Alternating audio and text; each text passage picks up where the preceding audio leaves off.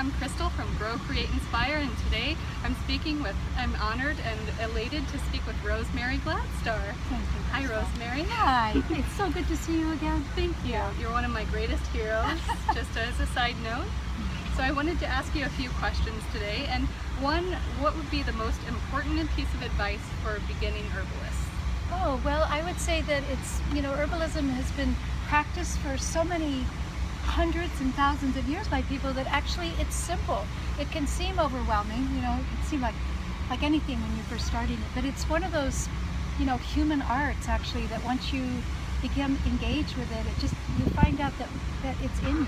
It's kind of, I feel as a teacher actually, it's more like helping people access their memories about it. So yeah, it's easy and it's also incredibly fun and empowering. So if anybody has, any interest or inkling at all to begin studying it and is feeling overwhelmed, don't. You can start off with a few books, or you get a good teacher, and taking like a few classes, you feel that you know the information. It's really, haven't you found that as a teacher? Absolutely. Yeah. And one of the things I love about your teachings is that you're always so optimistic about herbs.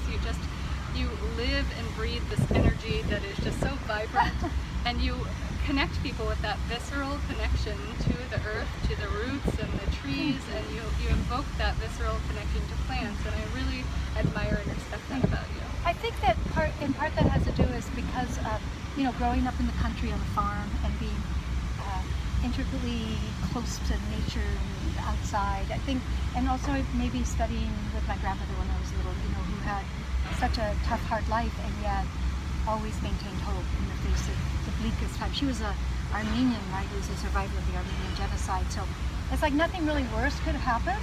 So, and she still had so much hope and love and faith. So I think that really helped me a lot. That's amazing. When things seem really bad, and people, there's so much to be fearful of course, always. I just think, well, yeah, it's very true. And our job is to stay hopeful and positive through it all. Yeah. That's lovely. Thank you. And then another question would be, which 5 herbs should everyone start with at home? So this is for beginning herbalists who are just starting out.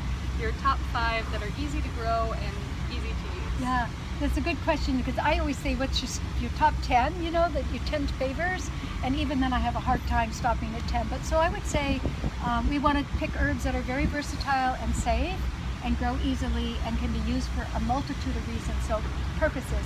So one would be lemon balm. It tastes really good, grows really easily in most climates in the United States. So it sows easily. It's also delicious. You can make a tea with it and it's great. But then it's one of our strongest antiviral herbs.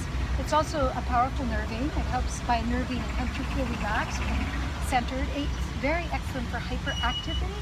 So hyperactive children and hyperactive adults. And it's uplifting to the spirit, and bees love it. So again, multi-purpose, safe, delicious, readily available, and it's effective really well. So I'd say lemon balm. I might have read this in your book, but I believe it's called the herb of vitality, and that it's known that people who drink lemon balm tea every day live to be 100. So I may have read that in one of your herbal books, if not yours, then another herbalist. Somebody, it's definitely true.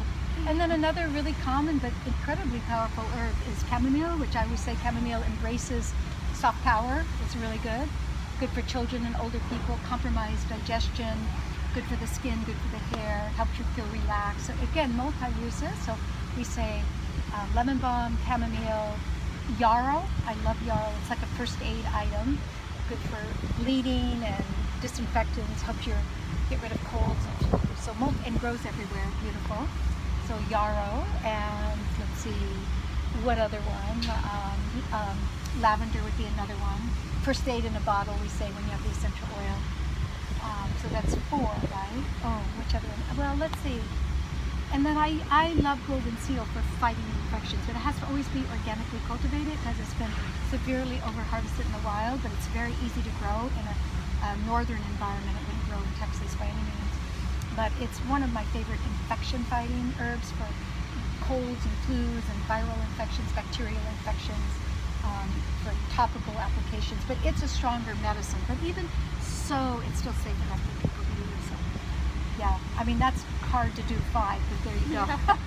I could include valerian in that list, peppermint, absolutely, you know, on and on. But, And you told me earlier your favorite herb was nettles. oh, and nettle. Nettle is actually, thank you for reminding me. I've been teaching all day, so I always say if I had to live with one plant, it would be nettle. It's on the top of my favorite list myself because it's a fabulous food. It's so delicious. It's tenacious. It's just so hearty, and it's also a wonderful medicine. So for all those reasons, and it's a wonderful medicine for various infections of the body. Like you can use it for bronchioles and allergy.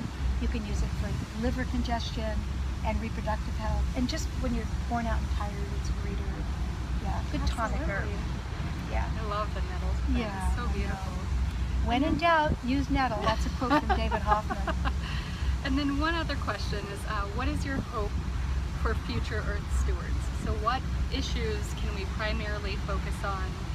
What is your hope for the Earth stewards? Yeah, thank you. You know, I think one of our main jobs as plant lovers today is to ensure that the wild gardens are here for future generations of plant lovers, for our children and our grandchildren, but even more importantly for the earth itself. And really it falls within our realm of responsibility because we've re-established the popularity of herbalism. We kind of started this herbal revolution, really, a resurgence of herbalism, and a great love of plants. And there's just so many people now, as well as conventional medicine, the pharmaceutical industry, using the plants. So if we're not using them from cultivated sources, but from wild sources, we run the risk of depleting. It's not such a problem with our weedy species, like plants like dandelion and nettle that grow where in disturbed soil that people create, because those plants actually kind of evolved with people and they do well with disturbances. But it's absolutely an issue with every single one of our native species, like anything like echinacea, golden seal, and osha root, and bloodroot, and blue cohosh and black cohosh, all of these precious, and on and on and on, all of these very precious native resources. We have a huge responsibility to safeguard, you know, as I said, both for people, but really more importantly, even for the planet itself. And then along with that, I think because we're in a time where there's just so much change, and you know, people place so much on rules and regulations and on certification. I think we really want to protect this kind of free, eclectic way that herbalism has evolved in this country, where we have this beautiful communities of people that are community practitioners or clinical practitioners. Herbalists include farmers and gardeners. You know, it's not just about medicine per se. And I really would hate to see there is the opportunity that eclecticism is lost, and that herbalism is just thought of as a clinical medicinal study. And I'd rather see it as this really more vibrant, alive kind of study and lifestyle that we see now. So I do worry a little bit about that. You know, as it becomes more accepted and the mainstream wants it, then they want to see credentials, they want to see standards, and all of that's important, by the way. I think that's important, but not at the sake of this kind of free, open nature, you know, like the folkloric herbalists and the community herbalists and the homegrown products and all that. I really feel like that's the vibrancy that we want to maintain with American herbalism. So it's your responsibility to ensure that. Back to what you said earlier about really being earth stewards and planting these wild prairies, restoring ecological habitats. And in your book, Planting for the Future, that was one of my personal favorites. Yeah. I really enjoyed that. I love the vibrancy of that book and the rallying cry that it brings to the forefront of the herbalist movement. That it's, you know, it's okay to make your tinctures and do that and try to sell them at the farmers market, but you need to be planting and restoring these ecological habitats. Right. That's so true, Crystal. You know, when I first started studying herbalism, you know, really beginning, like first opened my herb store in 1972 and started teaching, we had learned that the wild plants were the strongest and to use those. And partly why that was, you know, they do, wild things have a spirit that's different than what's in cultivated. But partly why that was is because we had very high quality plants available to us. There was really, organic wasn't even a word in 1972. And today there is such high quality plants being grown by these very conscientious farmers and gardeners. And you know, even when they do the studies of these plants that are organically, biodynamically grown, the constituents and the vitality of them is incredibly off the charts. And so I really feel that today, yes, we do want to use wild things, but they need to be the things that are readily available and more weedy things, and really to buy from organic gardeners and farmers, because you're not only protecting the wild species, you're also supporting another endangered species, which is our American farmer. So, I think that is the message today, that really we have a big responsibility to support farmers and gardeners who are growing high quality plants. So, yeah. Absolutely, and to grow them ourselves. Yeah, and to grow them. Yes, absolutely. Yeah. And I love how you identified with using invasive herbs as medicine. So using invasive species as food and medicine, and I think that's a really important.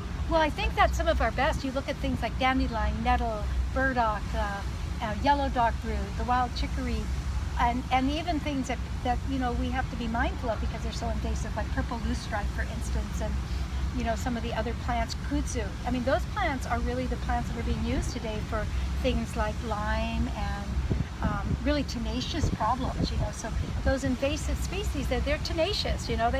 They're not looking for specific habitats. They can come in and take over.